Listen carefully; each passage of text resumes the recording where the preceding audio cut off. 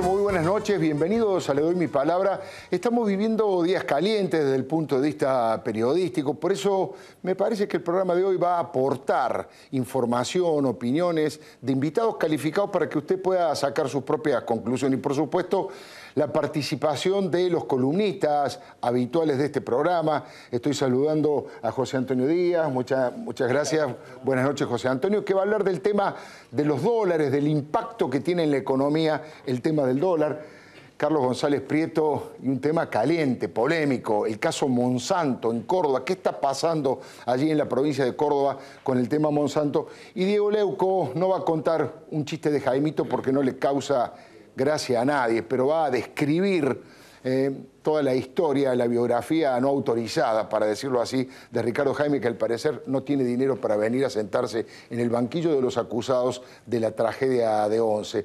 Y respecto de nuestros invitados, el tema de la reelección o no de los intendentes va a ser uno de los que va a atravesar la temática del programa. No el único, por supuesto, pero uno de los más importantes. Y vamos a hablar inmediatamente con dos intendentes que tienen mucho para decir al respecto. Jorge Macri, muy buenas noches, gracias por estar aquí. Es el intendente, Jorge Macri es el intendente de Vicente López y además es uno de los primeros, si no el primero, que presentó un proyecto de estas características para limitar la reelección de los intendentes. Y Gustavo Pose, intendente de San Isidro, buenas noches, gracias por estar aquí. Gustavo Pose es uno de los intendentes que hace 14 años, si no me equivoco. Este es el año 14. 14 años como intendente y, bueno, pero integra el Frente Renovador que conduce Sergio Massa, que es el que ha llevado la propuesta. Hoy le vamos a preguntar, pero la información que tengo, que hoy mismo ha sido presentada en la legislatura bonaerense, el proyecto para limitar la reelección. Todo esto como presentación. Va a estar aquí uno de los economistas más prestigiosos y más creíbles, Alfonso Prat-Gay, va a estar dentro de un rato también con nosotros, pero déjeme que le diga dónde estoy parado desde el punto de vista político, desde el punto de vista editorial, para que usted sepa de qué va la cosa. Mire, la presidenta de la Nación, según manda la Constitución, es la comandante en jefe de las Fuerzas Armadas.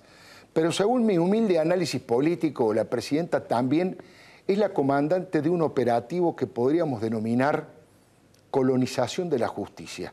Ella es la comandante jefe de ese operativo, es la que lo dirige, es la que fija las estrategias. Tiene un lugarteniente, una jefe de operaciones, que es la doctora Alejandra Gils Carbó, la Procuradora General de la Nación. También tiene dos lugartenientes en este verdadero intento de cooptar la justicia, en este verdadero ataque a la justicia. Tiene dos lugartenientes que son dos jóvenes de la Cámpora, el viceministro Julián Álvarez y el diputado Eduardo Guado de Pedro. Ellos son los autores materiales de esta ofensiva sobre la justicia.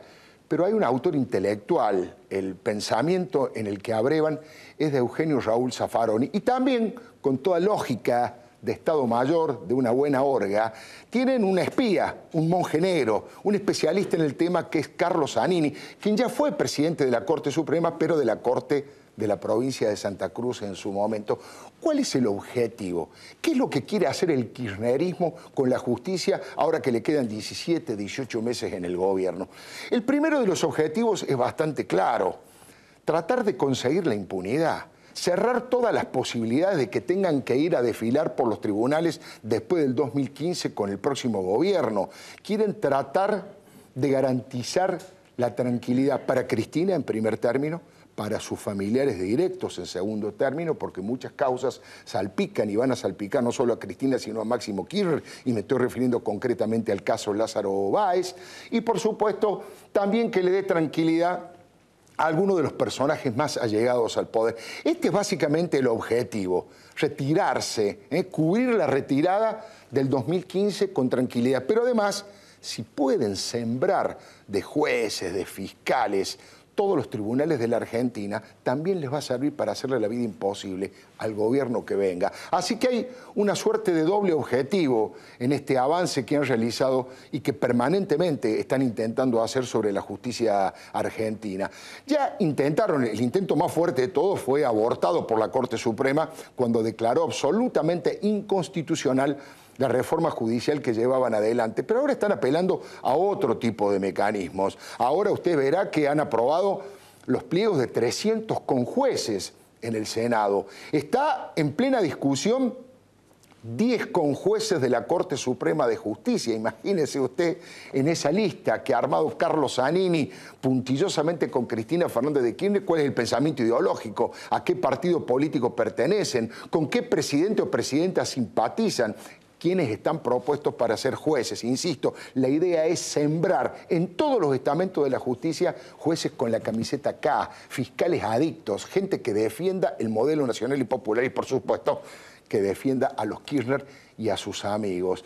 Ese es uno de los objetivos. La lista de los conjueces, me ha dicho un jurista, un hombre que suele transitar tribunales medio en broma y medio en serio, dice, la lista se parece más o menos a la lista de invitación al casamiento de Florencia Kirchner. No está Lázaro Báez, pero bueno, no es abogado, ya tanto no se puede, ¿no es cierto? El otro elemento que están intentando llevar adelante es, desde ahora, permanente latigazo a todos los fiscales o jueces independientes que tengan la osadía de investigar a alguien vinculado a los Kirchner. El ejemplo más contundente es que dicen que en medio del Mundial van a intentar destituir con el juicio político finalmente al fiscal José María Campagnoli. Uno de los hombres honestos, capaces, que cualquier persona que ha transitado la justicia le habla bien de José María Campagnoli. Y la otra, además de perseguir a los Campagnoli que todavía quedan, la otra es premiar, proteger, cuidarle las espaldas a los jueces que miran para otro lado, que inmediatamente cierran las causas vinculadas a los K. El ejemplo, hay muchos, pero el ejemplo emblemático, obviamente, es el juez del Anillo, ¿no es cierto? El doctor Norberto Ollarvide. Este es más o menos el plan y prácticamente lo llevan adelante a tambor batiente y a paso redoblado. Hay solo un inconveniente, un sector importante de la sociedad civil, un sector, una fracción mayoritaria, diría yo, de los argentinos, no quiere más estos ejemplos de populismo autoritario, de actitudes hegemónicas, de violación de la independencia de los poderes. Hay un sector de la sociedad argentina que le quiere poner límite a todo esto. Vamos a ver si lo puede lograr. Es casi un manual de los gobiernos autoritarios y de los gobiernos corruptos que quieren cuidarse la salida. No hay nada nuevo bajo el sol, diría la presidenta, salvo, insisto, este sector de la sociedad que le quiere poner límites a todo tipo de prepotencia. En definitiva, con la justicia no, Cristina. Le doy mi palabra. Enseguida vamos a conversar con Gustavo Pose, con el intendente de San Isidro, y también con Alfonso Pratgay, que está llegando. Pero es el turno de dialogar con Jorge Macri, intendente Vicente López. Muy buenas noches, gracias por estar aquí. Un placer, gracias a ustedes. Bueno, recién comentaba que ayer en la radio Mauricio Macri me dijo, bueno, pero Jorge Macri fue el primero que dijo que había que hacer un proyecto respecto de limitar la reelección indefinida de los intendentes. ¿Cuándo fue? ¿De qué manera? ¿Cómo lo trataron cuando lo hizo intendente? Porque eran épocas re extrañas para plantear eso. Eran épocas medio... Sí, no estaba muy de moda plantear esas cosas. Sí. 2006. 2006. Fue al año siguiente de haber asumido como diputado provincial. Me acuerdo que llegué con mi proyecto a labor parlamentaria, éramos un bloque de 2 diputados de 92. Sí. Y la verdad que se me mataron de risa. Creo que todavía se están riendo algunos, claro, pero me parece que también tiene que ver con... Uno a veces plantea cosas que cree que son valiosas, pero por ahí no es el momento también. Seguro. No es la misma la realidad de aquel momento que hoy, no es lo mismo el reclamo de la sociedad.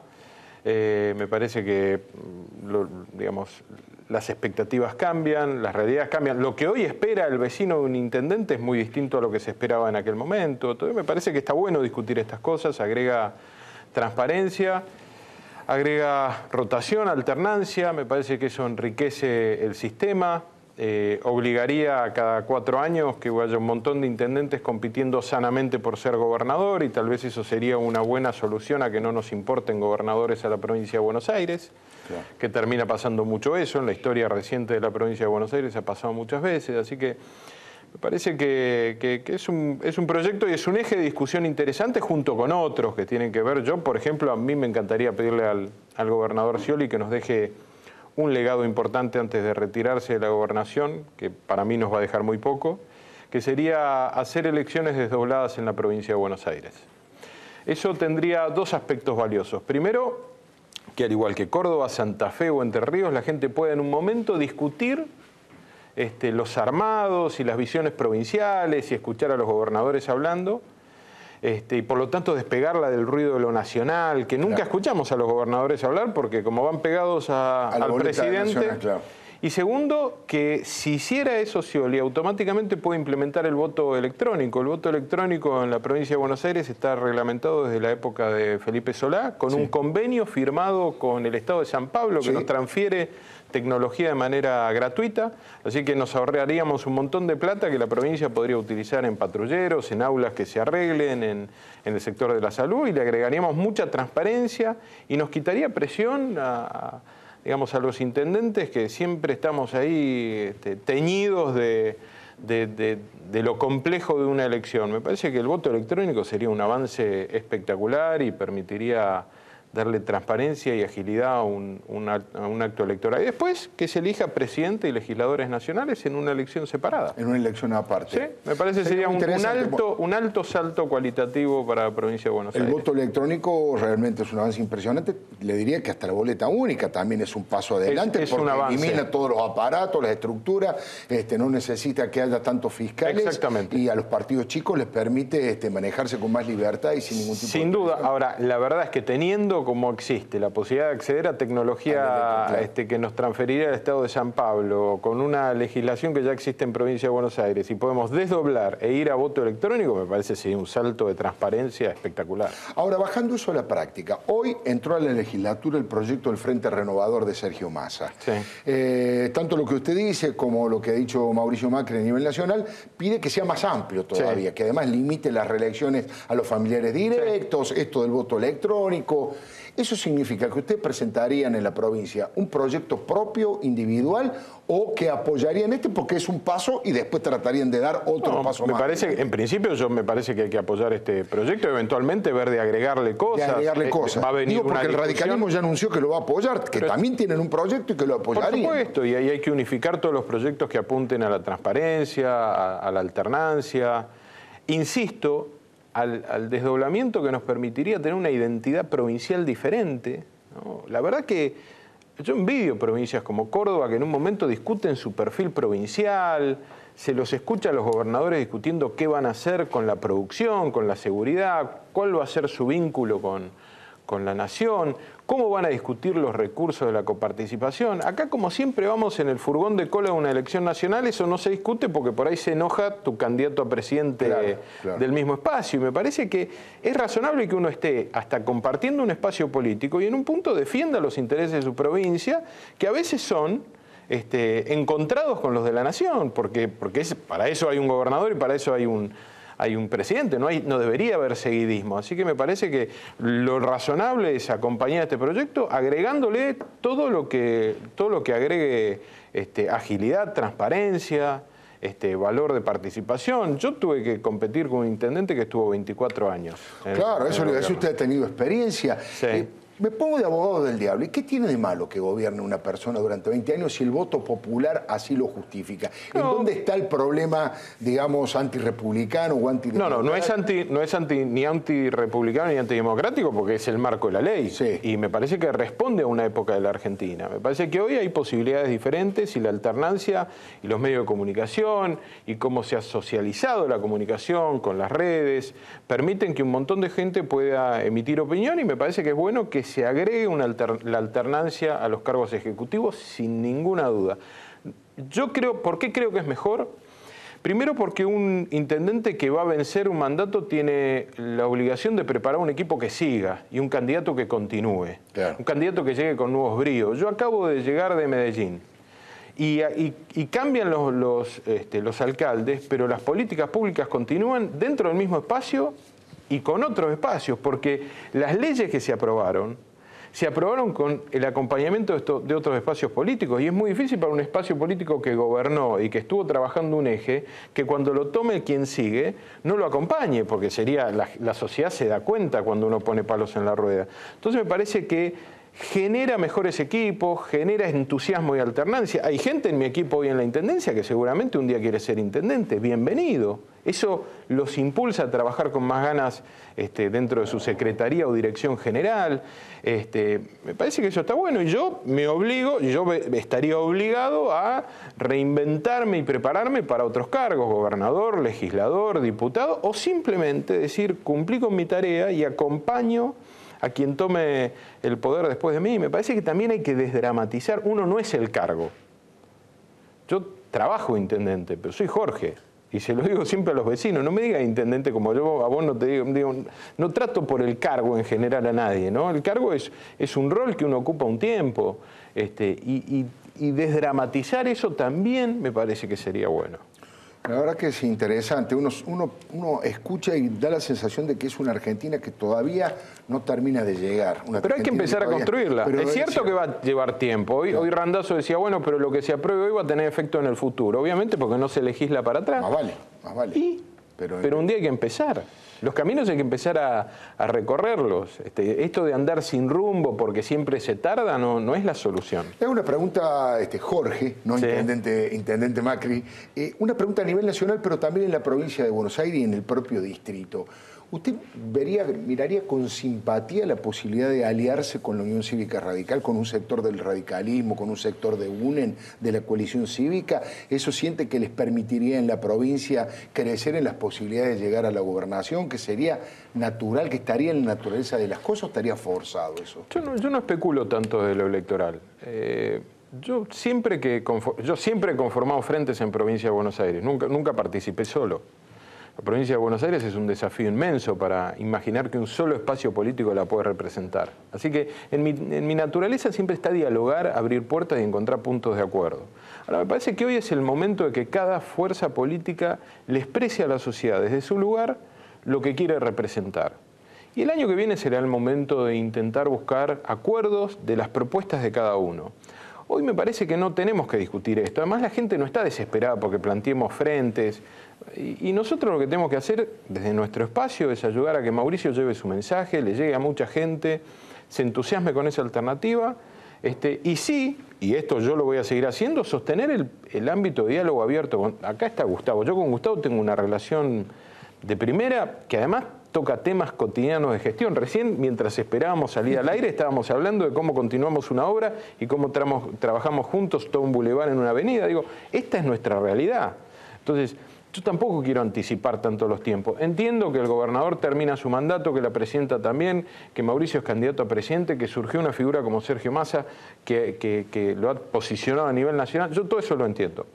Pero me parece que hay tiempo para plantear lo electoral, los frentes, los acuerdos. Hoy cada uno tiene que trabajar desde la política su propuesta, que la gente la escuche, y además los que tenemos responsabilidad de gestión, seguir gestionando, que no es poca cosa, porque la verdad es que todos los días tenemos que hacernos cargo de alguna responsabilidad más como intendentes, ¿no? De esa responsabilidad, ¿me equivoco si digo que la principal es el tema de la seguridad? ¿Sigue siendo el principal reclamo de los vecinos? ¿Y cuál es la respuesta que usted siente que ha dado la provincia de Buenos Aires con las últimas medidas, declaración de la emergencia, etcétera, etcétera? Yo antes de venir a este programa estuve reunido con una comisión de vecinos de Carapachay y Adelina, que estuvimos trabajando, punteando cuadra por cuadra, qué vamos a hacer, dónde ponemos una alarma vecinal, cómo se conectan ellos mejor con el centro de monitoreo nuestro, cómo se garantizan que nuestro patrullaje, que igual que el de Gustavo y el de muchísimos intendentes, suple lo que la provincia no hace.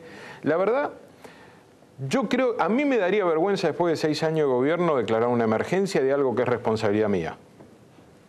Pero evidentemente yo no soy Scioli. Ahora, porque que uno declare una emergencia al año de haber llegado o frente a un caso, digamos, de un desastre natural. Claro, de una crisis. Ahora, después de 6 años de ser responsable de darle seguridad a los vecinos de la provincia de Buenos Aires, como gobernador, decir que su mejor medida y más emblemática es declarar la emergencia. Está bien, es cierto, como él es kirchnerista... Claro, como es del gobierno, que ni siquiera menciona la palabra del gobierno nacional. Está bien, pero... Es un avance, es el reconocimiento de un problema. Sí, pero es una buena medida para un legislador. Podría haberlo presentado algún legislador del Frente para la Victoria. Un gobernador tiene que ponerse a trabajar y dar soluciones, como lo hacemos los intendentes todos los días. Nosotros tenemos 3 veces más patrullaje en Vicente López que lo que tiene la provincia de Buenos Aires. Hoy a la noche van a estar nada más que 5 camionetas de la policía de la provincia de Buenos Aires custodiando a los vecinos en patrullaje constante. Nosotros vamos a tener más de 25 móviles haciendo lo mismo. ¿5 contra 25? 5 contra 25, son 5 veces más. Y cada vez tenemos menos policía. Y esto que relato, yo lo puedo decir, Gustavo. ¿Las paga el municipio? Por supuesto, la pagamos con el recurso del vecino en 2 esfuerzos. Parte de una tasa de seguridad que paga 1/3 de nuestro plan de seguridad, y otra parte es direccionar recursos que podríamos utilizar en nuestro hospital, en las plazas, en una mejor recolección diferenciada, en mejor iluminación, a algo que la provincia no hace. Por eso me parece interesante desdoblar la elección para que estos temas se discutan en profundidad, claro, porque esto hace a construir una identidad bonaerense y que no seamos nada más el gran electorado del presidente que quiere ser electo, que es en lo que nos hemos transformado los de la provincia de Buenos Aires. Somos el mecanismo y la excusa para ser presidente. Y yo quiero un gobernador que defienda a los bonaerenses y que después surja un presidente y que se trabaje en conjunto, sea del mismo espacio político o no. Parece que esto sería un salto cualitativo para la provincia espectacular porque le solucionaría temas concretos. O sea, yo entiendo, Alfredo... Va a ser difícil que un gobernador como Scioli, que ahora pretende ser presidente de la Nación, trate de desdoblar con la provincia de Buenos Aires. Quiere, teóricamente, la imagen positiva o intención de voto que tiene la provincia, quiere que Pero el electorado de la provincia de Buenos Aires lo va a elegir. Si él es el mejor en una elección desdoblada, como pasa con cualquier presidente en cualquier lado. O no se votó presidente en Córdoba, o no se votó presidente en Santa Fe o en la ciudad de Buenos Aires. Seguro. Entonces me parece que la verdad es que sería importante, porque porque hay un dato importante, Alfredo. Es cierto que es difícil para la provincia solucionar todos los problemas que la provincia tiene. Ahora, es el segundo presupuesto más importante del país y no ha resuelto un solo problema. Y nosotros, que también tenemos recursos limitados, como intendentes, todos los días resolvemos cosas. Todos los días se hacen obras, invertimos, transformamos, 400 cámaras, 60 y pico de móviles circulando. Ahora hemos incorporado motos para el patrullaje y para poder reaccionar frente al motochorro, para que no sea solamente un tema de que tenga o no tenga chaleco, sino poder hacer una persecución. Todo eso es inversión municipal, todo eso es capacitación, acuerdos con la policía metropolitana, que es un ejemplo de un compromiso como el de Mauricio Macri de gestión en el tema seguridad. Digo, en 6 años Scioli declara la emergencia. En 6 años Mauricio Macri crea una fuerza de seguridad modelo para el país. Ahí hay 2 modelos. Ahí hay 2 modelos. Jorge Macri, ha sido muy amable. Muchísimas gracias por haber venido. No se vaya, vamos a conversar de varios de estos temas con Gustavo Pose, que pertenece a la fuerza que lidera Sergio Massa, el Frente Renovador, que hoy ha hecho la propuesta. Vamos a hablar de algunos temas similares y también de política partidaria con Gustavo Pose. Está llegando Alfonso Pratgay, uno de los economistas que vale la pena escuchar, y por supuesto lo anticipado de cada uno de los columnistas. El tema Monsanto, caliente, polémico, todo lo que tiene que ver con el dólar, con José Antonio Díaz, y un cuentito que no le hace gracia a nadie. Ricardo Jaime con el informe de Diego Leuco. Ya venimos, le doy mi palabra. Bueno, lo prometido, ya está en el estudio el diputado Alfonso Pratgay. Muy buenas noches, gracias por estar aquí. Ya saben, la promesa de los columnistas, el caso Monsanto de Córdoba, todo lo que tiene que ver con los dólares, analizado por José Antonio Díaz. Y un cuentito de Jaimito que no le causa gracia a nadie, el de Ricardo Jaime, que lo va a contar en su informe Diego Leuco. Intendente Pose, muy amable, buenas noches y gracias por venir. Alfredo, un gusto. Bueno, el primer tema, lo quiero utilizar entre comillas de cronista. Se ha presentado el proyecto hoy en la legislatura para llevar adelante esta limitación a la reelección de los intendentes. ¿Cuál es el objetivo principal que llevan adelante? Es el cumplimiento de campaña. Viene de agosto del año pasado, cuando un grupo de intendentes de distintos orígenes políticos, con Sergio Massa a la cabeza, él todavía era el intendente de Tigre, propusimos que, llegado el momento, íbamos a proponer, a consensuar un proyecto para cortar con la reelección indefinida de los intendentes y que esto fuese en el marco de lo que no tiene la provincia de Buenos Aires. Usted conoce la historia desgraciada de que la provincia de Buenos Aires es una de las 3 provincias que no tiene el régimen de autonomía municipal que da el mando de la Constitución argentina. La Constitución argentina, en su última reforma, dice: establécese para cada una de las provincias, adapten el régimen de autonomía municipal. Esto significa que las provincias tengan la posibilidad de tener herramientas para poder resolver problemas de servicios, problemas de obras, problemas de hidráulicas, problemas que tienen que ver con el medio ambiente, con lo social y sobre todo con la cuestión de la prevención y de la seguridad. Claro. Por ejemplo, estamos solicitando la ley de Policía Municipal Autónoma que cada 15 días no la tratan y la hacen caer en el Senado de la provincia. Parece que estaba caminando. Lo último que me mandaron por mensajito decían que el día 14 de mayo es el día que prometió Granados a los intendentes que lo reunimos en Pilar el año pasado, sí que le agradecemos el que haya venido. Él prometió de que la ley iba a estar, que la de Policía Municipal Autónoma, siempre autónoma. Entonces, si son meras administraciones, que eso viene desde hace 90 años, entonces imagínense que la Ley Orgánica de los Municipios dice que los municipios están para fijar la fecha de elecciones toda vez que la provincia no la haya fijado. La provincia, que es lo que hace siempre, adhiere a la nacional, usted lo decía hace un rato, es todo poder, y dentro de la adhesión a la nacional fija para los 135 municipios también esa fecha. Obliga a los vecinos a que el día que sería un día de reflexión, un día para elegir al intendente, los concejales, ese día se elige el presidente, el gobernador, todo. Es el famoso efecto arrastre y la boleta sábana. Usted decía en el bloque anterior, ¿por qué no la boleta única? Que es la que suprime el riesgo de robo de boleta, la necesidad de tanto fiscal.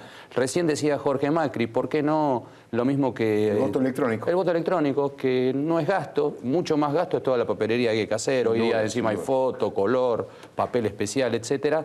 Perfectamente se puede traer de San Pablo, que es un alquiler corto, barato, y se tiene la posibilidad de tener el voto electrónico que suprime la cuestión de lo de efecto arrastre. Entonces, ¿nosotros qué proponemos? Proponemos, y Sergio Massa está cumpliendo, con todo el grupo de intendentes, más todos los que se sumaron, consensuamos la posibilidad de terminar con las reelecciones indefinidas. ¿Pero de qué manera? Yo dejo de ser intendente en el 2015. Sí. Bueno, otro rumbo, dejar un equipo de trabajo, preservar un modelo de acción, etc. Otros intendentes hacen lo mismo. Pero no quiero que ellos sufran lo que sufrimos nosotros, los que sufrieron los intendentes que me antecedieron, de que la falta de autonomía les impidió trabajar. Como el caso de la Ciudad de Buenos Aires. ¿Cuánto tiempo la Ciudad de Buenos Aires fue la intendencia de la capital y el intendente era un delegado que lo elegía el presidente? Claro. Hoy podemos decir que la ciudad ganó en gestión. Lo mismo queremos para los municipios. Ahora, intendente, pose dos preguntas. La primera, yo le hacía la misma pregunta a Jorge Macri, pero a usted con más razón. Usted hace 14 años, digamos, está cumpliendo el año 14, a fin de año. Y además sucedió a su padre, Melchor Pose, que fue un intendente, ¿cuántos años? Antes que yo naciera, él había sido intendente de Frondizi durante 3 años. Se dedicó 25 años como pediatra. En realidad en San Isidro es más conocido como pediatra que como intendente. Y después sí fue el intendente que me antecedió, bueno, 3 hospitales, una obra inmensa. Y me imagino que usted valora la gestión de su padre y la suya. ¿Qué tiene de malo que lo hayan reelecto? Digo, me pongo en abogado del diablo, en el sentido... Se montó una fábula en el sentido de que los municipios podían ser poderosos y la verdad es que somos muy dependientes. También hay una historia que es una historia difícil, que es que las provincias y los municipios que tuvieron buenos gobernadores y buenos intendentes desde el retorno de la democracia son las provincias buenas, pocos, y los municipios buenos son los que tuvieron buenos intendentes y siguen teniendo buenos intendentes. Lo doy al revés. Las provincias que han tenido malos gobernadores y malos intendentes de las ciudades grandes y las ciudades capitales, Córdoba, decenas de miles de agentes públicos, deuda enorme, un intendente ahora nuevo, importante, pero que tiene que cargar con todo lo malo de anteriores gestiones. Bueno, ¿qué es lo que decimos nosotros? Que no puede ser que el hecho de que los hombres sean los que hayan dado la estatura. En mi caso, a mí me tocó reemplazarlo a Melchor Pose. Entendía que era el mejor de todos. Sergio Massa, le tocó reemplazar a Ricardo Ubieto. Claro. Ricardo Ubieto llevaba 23 años y medio en el Tigre. Un hombre admirado, falleció siendo admirado por todos. Sergio Massa luchó y respetando a Ricardo Ubieto, lo que hizo fue mejor intendente aún todavía. Yo luché por ser el mejor intendente posible después de Melchor Pose. Bueno, otros municipios no tuvieron esa suerte. La otra pregunta es que dentro de sus propias filas, dentro de las filas del Frente Renovador, hubo una crítica que salió del intendente de Merlo, de Raúl Otacé, planteando que no se estaban respetando las autonomías municipales y como diciendo que no estaba del todo de acuerdo. ¿Cómo debe interpretarse eso? ¿Hay flexibilidad dentro de la Los intendentes experimentados de más años que mi caso y demás también tienen razón en el sentido de lo plantean lo mismo que usted dice. A nosotros nos eligen los vecinos. Pero lo que ocurre es que nosotros tomamos una decisión en agosto del año pasado, antes de la elección, donde dijimos, queremos dar el gesto. El primer gesto es terminar con la reelección indefinida, la segunda cuestión es trabajar las autonomías. OTASE lo que plantea es la cuestión de lo de las autonomías.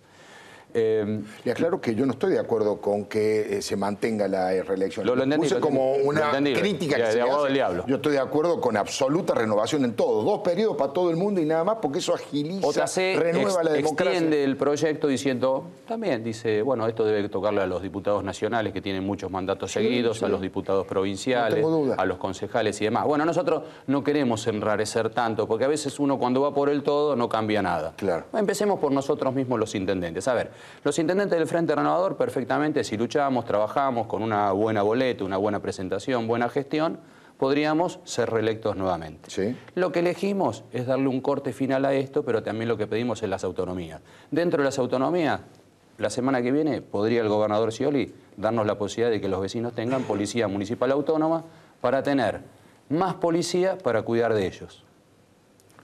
Es interesante lo que plantea. La pregunta es la siguiente. Supongamos que esta presentación que se hizo hoy, sí. Hoy la Unión Cívica Radical anunció que apoya. Sí. Jorge Macri anunció que el PRO apoya. Sí.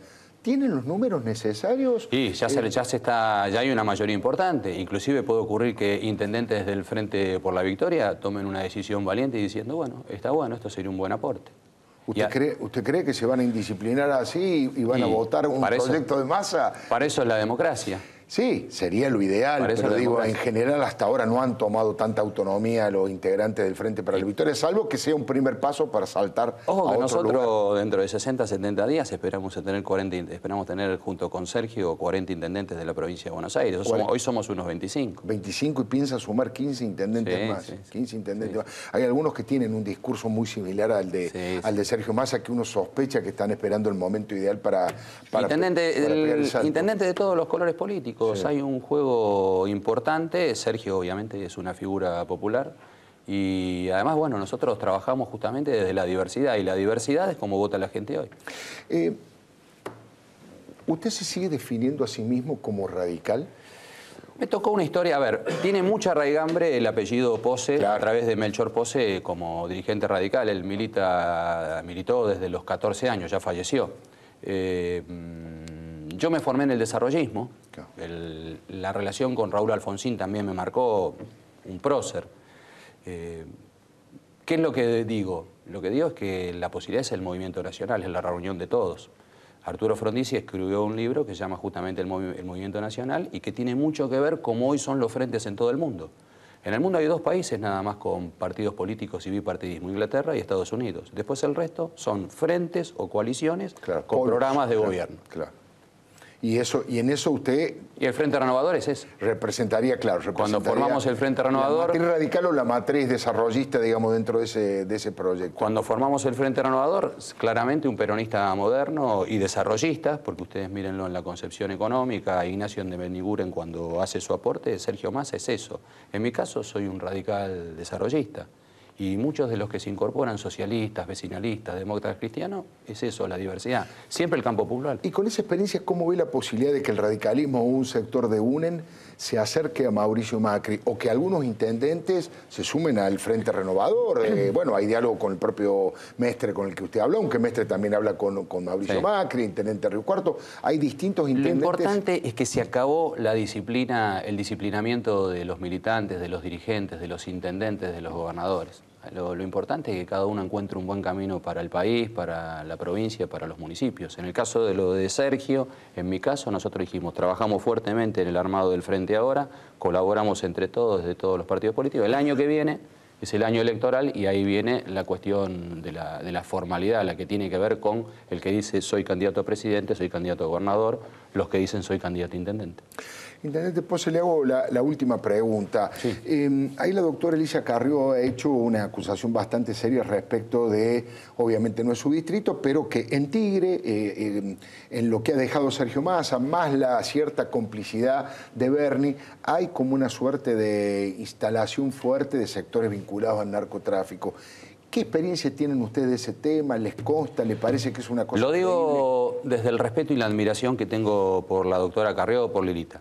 No es ajustado a la realidad. El Nordelta es un grupo de countries que fueron desarrollados en la época de Ubieto y que Massa justamente lo que hizo es lo integró y lo cruzó con avenidas para que no fuese un lugar cerrado. La avenida del Camino de los Remeros es justamente para que sea un lugar interconectado y que no fuese un gueto. Si de repente encuentran a alguien que practica el delito y vive en un barrio cerrado, obviamente no tiene vínculo con el intendente, ni siquiera tiene vínculo con la pobre administración que pueda tener ese barrio cerrado. Me parece que tratar de vincular con informaciones que son parciales, que seguramente lo hizo desde la buena fe en el caso de la doctora Carrió, no es lo que ocurre. Yo les quiero decir desde la provincia de Buenos Aires, desde el Departamento Judicial San Isidro, que abarca hasta Pilar, es Vicente López, San Isidro, San Fernando, Tigre y Pilar, que eso es desajustado. La última, usted va a ser candidato a gobernador, se siente precandidato, va a tener que competir con, creo yo, Jesús Carigrini. Bueno, hay varios que tienen aspiraciones. Mañana estamos juntos con Jesús en reunión de intendentes, junto con Sergio Massa. Si usted me pregunta hoy si califico para ser gobernador de la provincia de Buenos Aires, le digo que sí. Hoy estoy en la construcción del frente y en la gestión municipal. Vengo ahora de trabajar en el municipio, a la tarde reunión con vecinos. Bueno, ¿la provincia de Buenos Aires puede cambiar? Sí, seguro que sí. Intendente Pose, ha sido muy amable. Muchas gracias por haber venido. Un gusto estar acá. José Antonio Díaz ha prometido el siempre inquietante tema de los dólares y el impacto económico. Bueno, ¿cómo es eso, José Antonio? En realidad, el dólar es como que marca dos campos bien diferentes, ¿no? Por un lado tenemos un impacto negativo en lo social, tanto de la devaluación como del ajuste en marcha. Bueno, ya estamos con noticias diarias sobre suspensiones, ¿no? Los 1000 suspendidos de Peugeot, los otros 1000 entre Iveco y Renault. Es decir, está marcando una situación de la industria automotriz, pero sobre todo algo que dijimos hace algunos programas, se está descargando el ajuste sobre los sectores con menos recursos y más castigados por la inflación. Ahora, por el otro lado, diría, este es un mal momento social que puede agravarse. Por otro lado, el gobierno está viviendo un muy buen momento, tal vez el mejor del año, respecto al ingreso de divisas, justamente, porque hay cifras más o menos contundentes. Si bien el gobierno informa muchas veces de números nominales, por ejemplo, en el caso de la recaudación, estamos ahí marcando el fondo de estas cifras, ¿no? La recaudación de abril creció 37% respecto al año pasado. Es más o menos la inflación del último año. En realidad, medida de marzo a marzo, da 39,7%. La recaudación hay que verla también en relación al gasto, porque la recaudación crece 37%, pero el gasto del primer bimestre creció 43%. Es decir, que en términos reales la recaudación crece 0%, 1,5%, 2%. Esa es la realidad. Ahora, la presión tributaria no es tan fina, es del 40%. Brutal. Y veníamos de un promedio del 27%. Es decir, el ajuste va contra los sectores más vulnerables. Ahora, el gobierno está recaudando y por el otro lado ingresando divisas, como nunca. Hasta ahora, unos 7.800 millones de dólares de la cosecha. Después de mucho tiempo el Banco Central empezó a comprar, compró 2.000 millones en este mes, el mes pasado, en abril.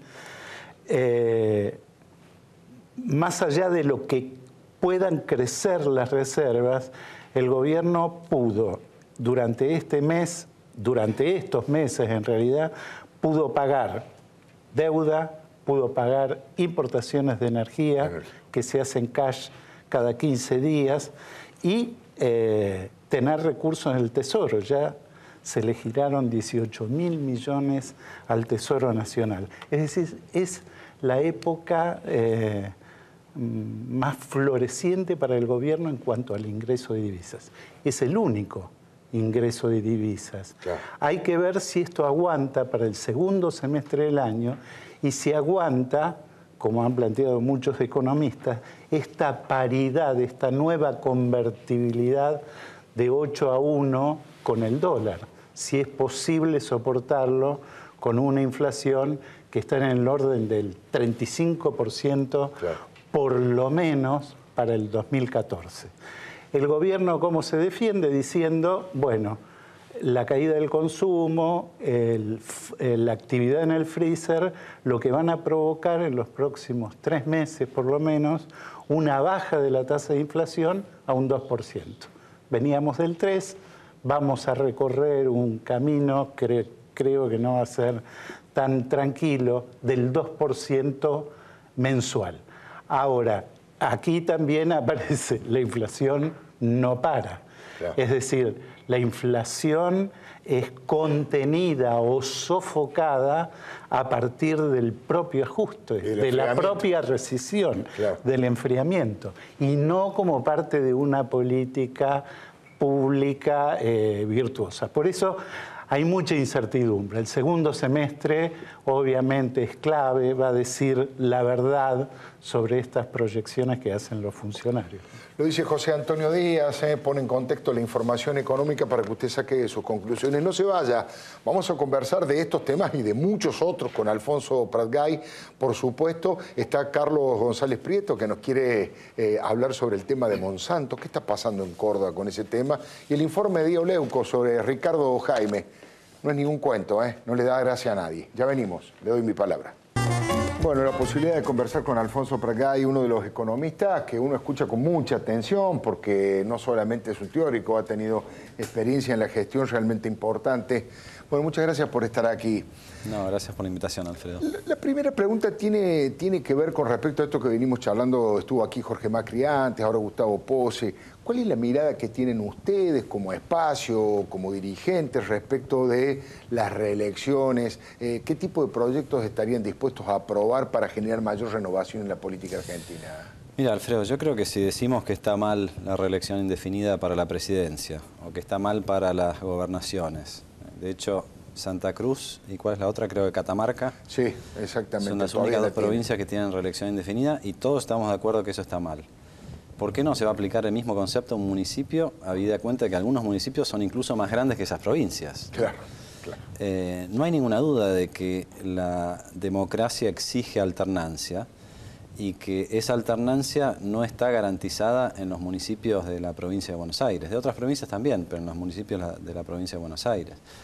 Y realmente no es un buen sistema democrático, independientemente de lo buena que sea la gestión, que elige siempre al mismo. Claro, ¿no? Yo creo realmente que tenemos que incorporar la idea de alternancia en el poder, porque si no, al final el intendente o el gobernador o el presidente confunde, ¿no?, gobierno con Estado, confunde lo personal con lo público. Y esta cosa que dicen algunos del Frente para la Victoria, no, bueno, están proscribiendo. No está proscribiendo. Pásese 4 años en otro lugar haciendo otra cosa, le va a venir muy bien, y después preséntese de vuelta a elecciones. Sí, además pruebe con trabajar en la actividad privada, que no también no le va a venir nada mal para saber qué pasa. Escribir un cheque, manejar algo, ¿no? Claro.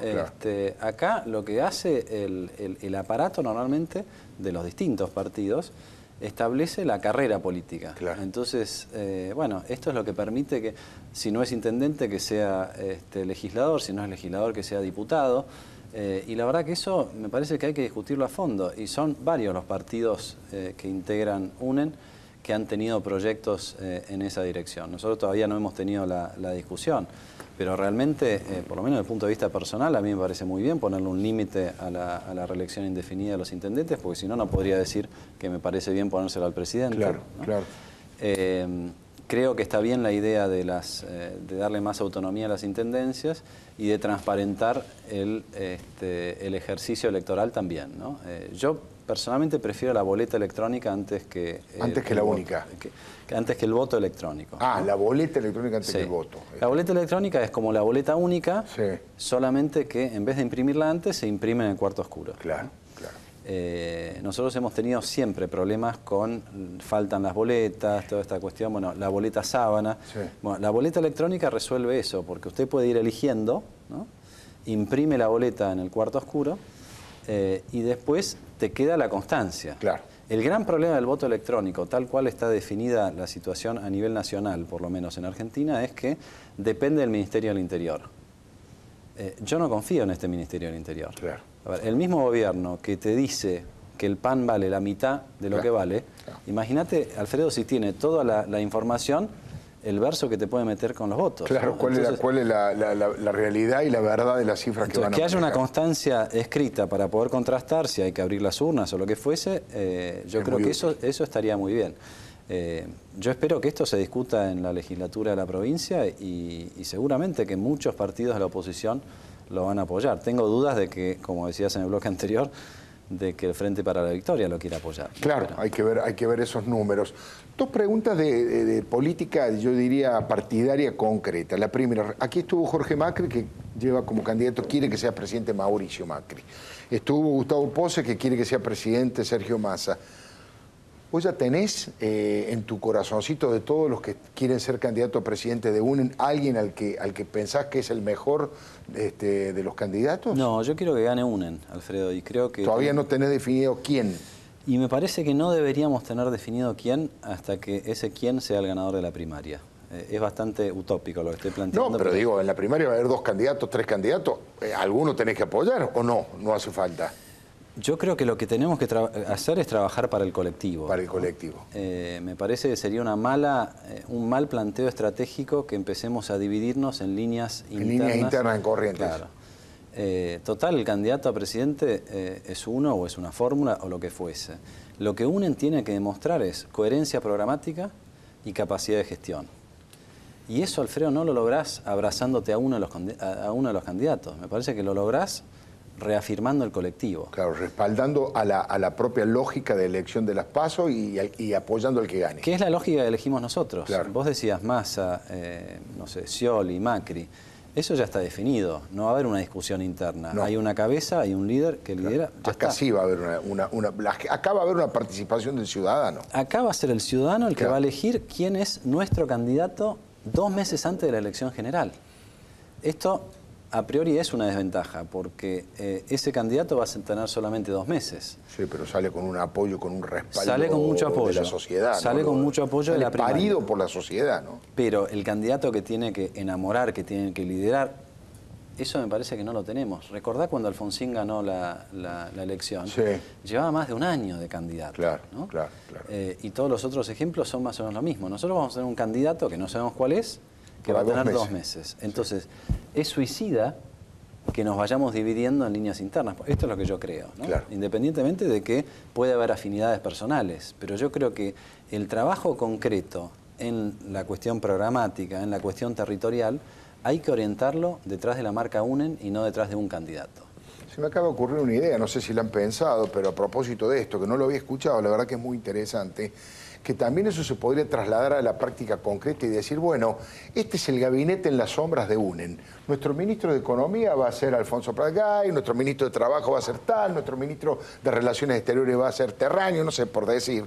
No importa quién sea el presidente y el vice, no importa si gana Sanz, Cobos, Wiener, Carrió, Pino, este ya es nuestro gabinete y este es nuestro programa. Estoy pensando que por ahí eso le daría también cierta cohesión. Pero respecto de la ciudad de Buenos Aires, bueno, ahí, ¿cuáles son sus intenciones? Digamos, la idea es participar, es querer participar en la posibilidad de ser candidato a jefe de gobierno. ¿Cómo está planteando eso? Mira, Feo, yo soy hombre de gestión, digamos. Me gustó la experiencia legislativa, pero a mí lo que me apasiona es poder gestionar, Claro. ¿no? Y por supuesto que como porteño me encantaría ser jefe de gobierno de la ciudad de Buenos Aires. Ahora, de vuelta, como dije antes, pongo el colectivo por encima De la cosa personal. de la apetencia individual. Yo voy a estar y voy a jugar donde crea que le haga un mayor aporte a UNEN, ¿no? Claro. Y esto creo que lo demostré en la última elección. Yo fui a una primaria muy complicada contra un candidato que ya estaba instalado, que era Pino Solana, Claro. y también Rodolfo, mucho más instalado que yo, en el convencimiento de que si nosotros no dábamos el primer paso, no se iba a conformar lo que después terminó llamándose UNEN, ¿no? Entonces yo sabía que tenía una chance grande de perder la primaria, pero ganaba perdiendo, ¿no? Claro. Lo cual en la lógica política es difícil de comprender, es cierto. comprender. Entonces, pero esa es mi lógica. O sea, yo entiendo la política como un servicio a la sociedad. Y ese servicio lo vamos a dar en el mejor lugar. O sea, yo lo voy a dar en el mejor lugar que crea que pueda aportarle a UNEN. Si es en una precandidatura a jefe de gobierno, con mucho gusto. Si es eventualmente conformando ese gabinete que vos mencionabas y dando racionalidad y tranquilidad de que UNEN puede gestionar, que es lo que siempre nos preguntan, en un cargo nacional, lo haré en un cargo nacional.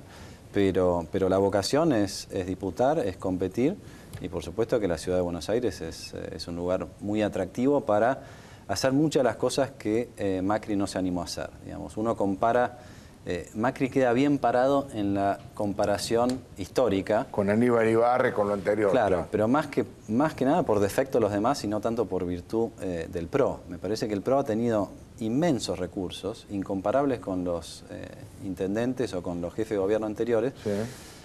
Y se ha quedado en una cosa, creo yo, bastante mezquina, ¿no? La obra pública de Macri emblemática es el Metrobús. El Metrobús.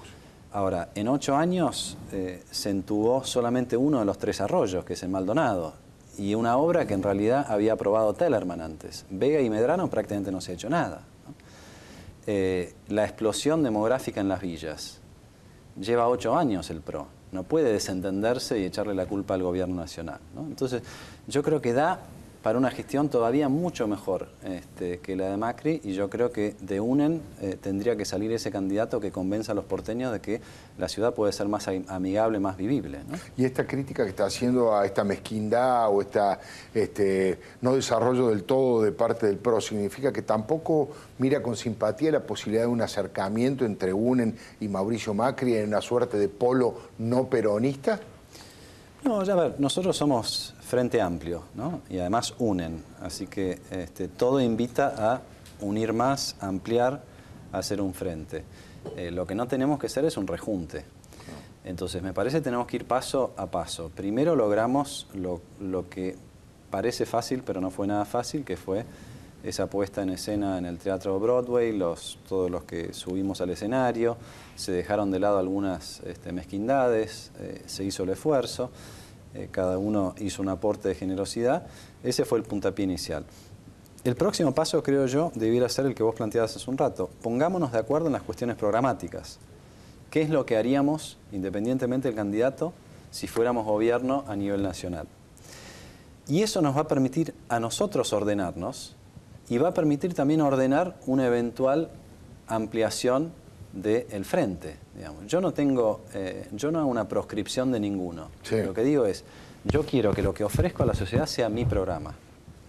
El programa que vamos a consensuar dentro de UNEN. Si después hay otras fuerzas políticas que comparten el programa, bueno, bienvenido sea.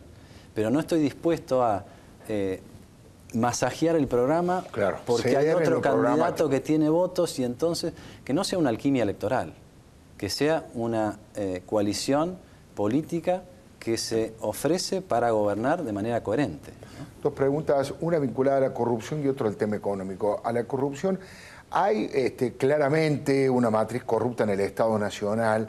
Hubo aquí propuestas de gente, de dirigentes de UNEN, en este caso el presidente de la Unión Cívica Radical, Ernesto Sanz, lo ha hecho con toda contundencia respecto de la generación de una CONADEP de la corrupción para hacer un tajo, para hacer un corte realmente y empezar de nuevo para tratar de llenar de honradez, de honestidad la política argentina y recuperar la confianza en los ciudadanos.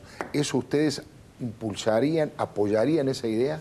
Yo creo que ese es uno de los ejes centrales que está detrás de la comunidad UNEN y que nosotros tenemos que profundizar hacia adelante, ¿no? Nosotros no podemos decir, a mí me para a veces la gente en la calle y me dice, métanlos a todos presos. No, no podemos decir eso porque son 3 poderes, porque el Poder Judicial... lo que sí podemos prometer nosotros son 2 cosas. Primero, que no va a haber encubrimiento, y no sé cuántos otros competidores de las próximas elecciones pueden prometer eso. Y segundo, que desde el gobierno nacional se va a hacer todo lo posible por investigar los casos de corrupción que se conocen y los que no se conocen. Y creo que tenemos suficiente historia, ¿no? Podemos ir incluso para atrás. Hay idea de que los delitos de corrupción no sean prescriptibles.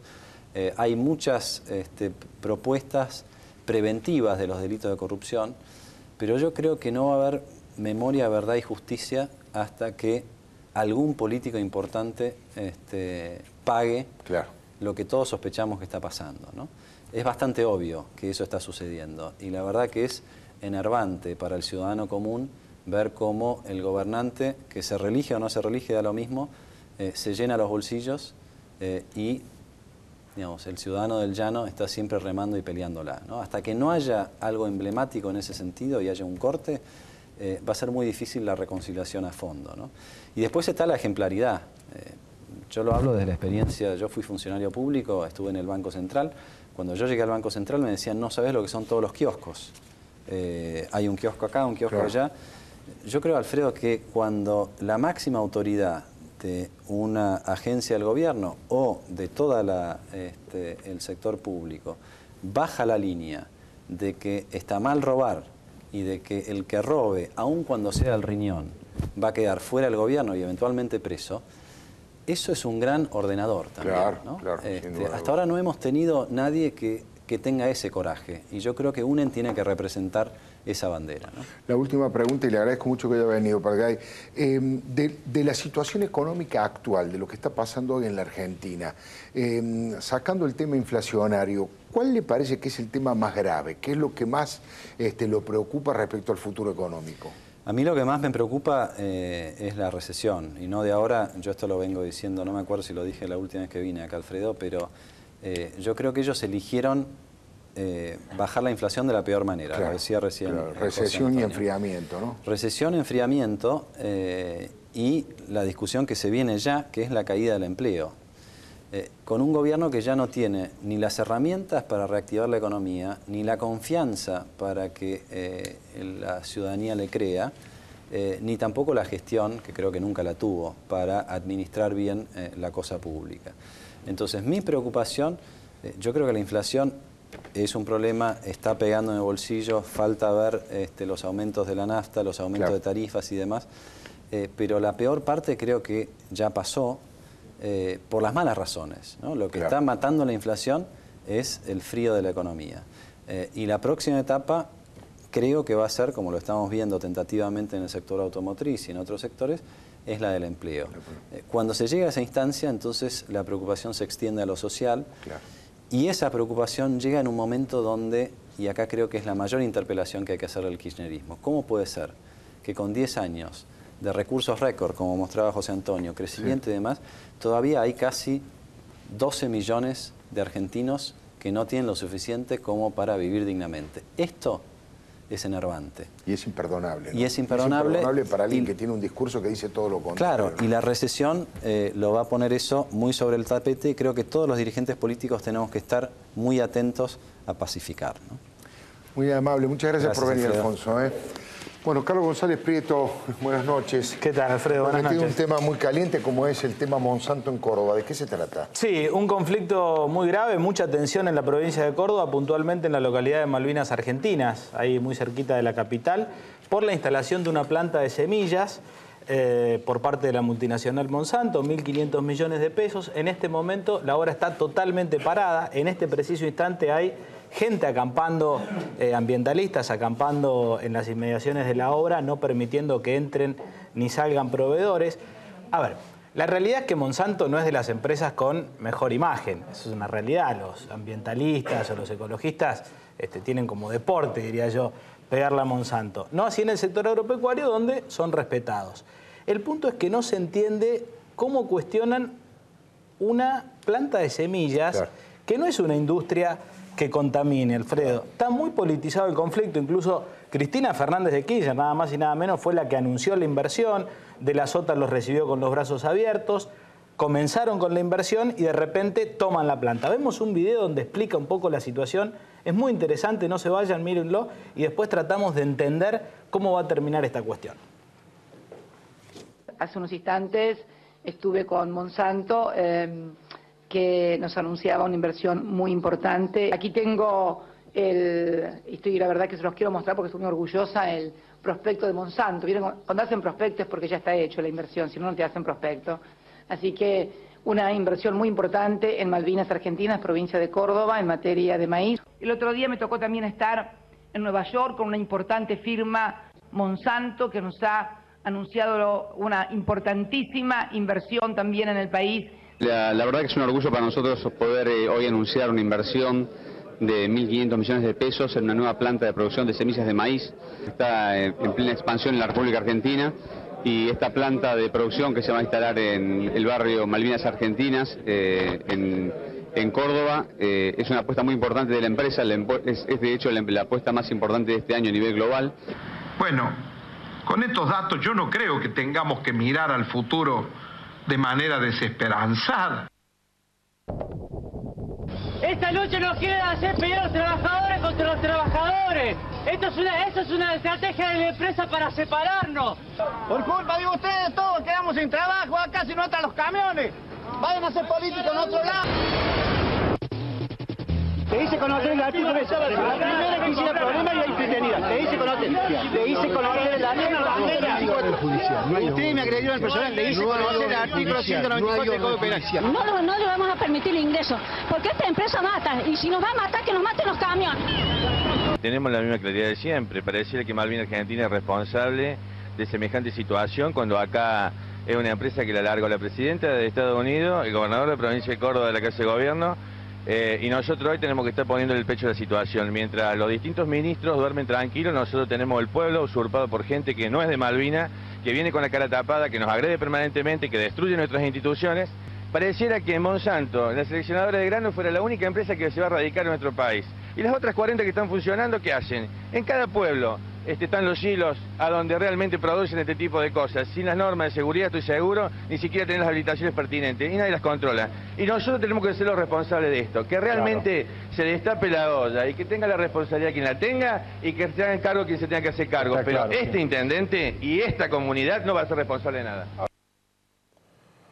Bueno, interesante, ¿eh? ¿Y cómo termina esto? Ahí estaba el intendente desbordado, imagínate. Multinacional como Monsanto, la presidenta Cristina Fernández de Kirchner, los ambientalistas, el gobernador.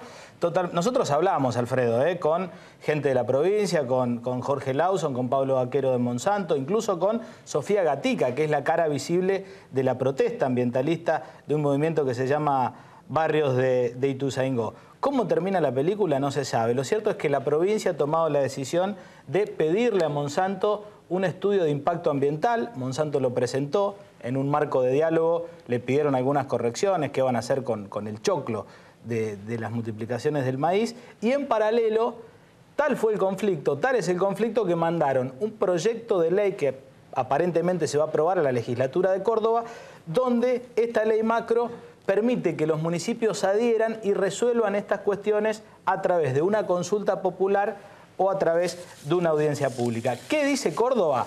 Que Monsanto tiene que adherirse a la ley. ¿Qué dice Monsanto? Que si los vecinos de Malvinas Argentinas no quieren, ellos se van. ¿Y qué dicen los ambientalistas?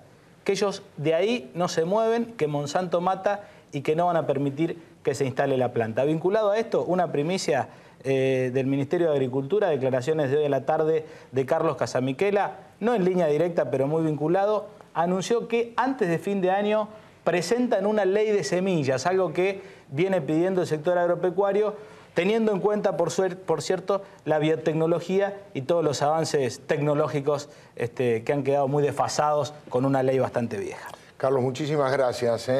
No se vaya, en instantes nomás Diego Leuco nos va a presentar aquí algo que da vergüenza ajena. Se llama Ricardo de nombre y Jaime de apellido, pero es conocido como uno de los hombres que ha instalado en la Argentina una sensación de corrupción. Es el hombre que está batiendo todos los récords de causas en la justicia. Tiene más de 20. Ya venimos, le doy mi palabra. Lo anunciado, uno de los temas que más ha indignado a gran parte de la población a través de los Twitter, a través de las redes sociales, a través de los mensajes de los oyentes a las radios. Mucha bronca con esta actitud, yo diría, humillante de Ricardo Jaime hacia los familiares de la tragedia de Once. Diego, ¿cuál es el informe? Absolutamente, le pusimos de título Un cuento de Jaimito, pero no por el chiste de Jaimito. Vos lo decías en el comienzo, no le causa gracia a nadie. Un cuento no como sinónimo de chiste, sino como sinónimo de invento. De invento, de el relato. Nuevo cuento de Jaimito. Vamos a ir desglosando cada una de las cuestiones más impresionantes que han ocurrido con esto. Primero, hay que decirlo, porque esto también es lo curioso. Todos los imputados, procesados, como es el caso de Ricardo Jaime, tienen derecho a no asistir a las audiencias del juicio luego de haber hecho su declaración, como ya ocurrió con Ricardo Jaime. Sí. Simplemente tienen que pedir no asistir, explicar alguna razón, pero es casi protocolar. Lo curioso es que hayan elegido semejante razón. ¿Qué razón? Por si alguno no lo escuchó todavía. No tengo dinero. Representa un gasto para mí hacer los 1.400 kilómetros semanales que me significan ir y venir de Córdoba a Buenos Aires. Es obviamente indignó a todo el mundo porque, claro, Ricardo Jaime es un hombre que está procesado por enriquecimiento ilícito. Tiene 20 causas por corrupción en su contra, por haber aceptado dádivas, porque le hayan pagado los alquileres de sus departamentos, 12 millones de pesos que podemos explicar que no puede justificar. Estaba aduciendo que no le alcanzaba el dinero. Rápidamente salió su abogado Andrés Marutián a desmentir la información. Esto te menciona una práctica típica del kirchnerismo. Es mentira. Lo que dicen los medios no es así. Nunca nosotros dijimos que había un problema económico. Bueno, vamos a ir a las pruebas, que es la segunda placa que tenemos, que es el escrito que presentó el doctor Marutián en la justicia. Se ve muy claro en el párrafo que hemos destacado que dice: esta sola circunstancia le exige afrontar un alto costo económico derivado del traslado por los 1.400 kilómetros por semana, a lo que debe adicionarse los gastos extraordinarios, verbigracia, es decir, por ejemplo, alojamiento, etcétera, etcétera. Este es el escrito que presenta el abogado de Ricardo Jaime, lo que ratifica que el señor Jaime adujo problemas económicos para no asistir a las audiencias por el juicio oral de la tragedia de Once. Dos jueces, Jorge Tassari y Jorge Borini, aceptaron el pedido de Ricardo Jaime y el juez Rodrigo Jiménez Uriburu dijo que no, votó en disidencia porque dijo que ni siquiera, a pesar de no necesitar esta razón, ni siquiera logra acreditar como corresponde esta razón. Claro. Ni siquiera pudo probar que tiene problemas económicos. Vamos a volver a la placa anterior para hablar de números, de cifras y desenmascarar la mentira de Jaime. Sueldo. ¿Cuánto está cobrando Ricardo Jaime hoy por hoy en materia de sueldo? Ricardo Jaime ha dicho varias veces, en varias notas, que está dedicándose a la actividad privada. Sí. Nunca especifica qué. ¿Cuál actividad? Él dice, yo soy ingeniero, me dedico a la actividad privada. En junio del 2013, otro juez federal, que es el juez Claudio Bonadío, que lo procesó por otro caso de corrupción, también en trenes, pero en este caso en el Belgrano Cargas, utilizó una vieja costumbre en el Poder Judicial, que es, antes de tomar una indagatoria, hacer como una especie de preguntas, como una especie de examen socioeconómico del imputado. Claro. Usted de qué trabaja, dónde vive, con quiénes vive, cómo es su situación actual. Y ahí Ricardo Jaime dijo otra vez algo insólito y otra vez algo que lo compromete. Lo insólito, dijo que su único bien era una moto del año 2006 sí. y que vivía en Carlos Paz con su hija. Sí. El otro dato, que no es insólito, sino que lo compromete en este caso, dijo recibir un sueldo de entre 30.000 y 40.000 pesos por mes. Un sueldo, claro, más que suficiente para poder asistir a las audiencias de los juicios. Sin duda. ¿Por qué decimos que es más que suficiente? Esto no es una, deducción nuestra económica. Simplemente basta con ver a los familiares de la tragedia de Once, que sí van todos los días al juicio, que sí se enfrentan todos los días a la crueldad y a la tragedia. Cada vez que hay una audiencia oral, van y ganan infinitamente menos que este señor. Porque, claro, viajan en el Sarmiento. Claro. Y así todo, hacen lo posible y van todos los días a la audiencia. El misterio de los 6.000 pesos. Se había dicho, antes de que lo desmintieran, que Jaime había dicho que necesitaba 6.000 pesos por mes para venir a Buenos Aires. Sí. Finalmente se supo que esto no está en el expediente, sino que fue un correo electrónico que el abogado de Jaime le envió a algunos periodistas, explicándole que según calculaban ellos, la cifra correcta que ellos gastarían por mes es 6.800 pesos. Calculaban 1.100 pesos de pasaje, calculaban alimentos y calculaban 300 pesos de alojamiento, algo que es extraño porque el hermano de Ricardo Jaime, que además está investigado por ser testaferro de Ricardo Jaime, tiene un departamento en Puerto Madero. En Puerto Madero. O sea que, digamos, de alojamiento tampoco era un gasto demasiado interesante. Y para cerrar, los 12 millones de pesos que este hombre que dice que no tiene dinero no puede explicar. El fiscal Carlos Alberto Rívolo investigó y el juez Sebastián Casanelo procesó a Ricardo Jaime por enriquecimiento ilícito. No puede justificar 12.500.000 pesos y no puede justificar los siguientes bienes. Un avión, sí. 13 automóviles, 8 inmuebles, un hotel y un spa. Este es el cuento de Ricardo Jaime, que hoy dice que no tiene dinero para ir y enfrentarse cara a cara con las víctimas de la tragedia de Once. Lo dice Diego Leuco y este es el final del programa, salvo que me queda decirle que no se vaya, que se quede a ver el programa Líderes de Cecilia Lucía Puig. Hoy tiene una entrevista larga, interesante, con un personaje de novela, con Jorge Asís. Habla de todo a propósito de que la Feria del Libro en estos momentos se está desarrollando hasta el 12 de mayo. Habla de aquel viejo éxito de Flores robadas en los jardines de Quilmes hasta el último libro, esta novela erótica llamada Dulces Otoñales. No se vaya, quédese con Cecilia Lucía Puig y a usted lo espero el próximo martes aquí en Le Doy Mi Palabra. Gracias.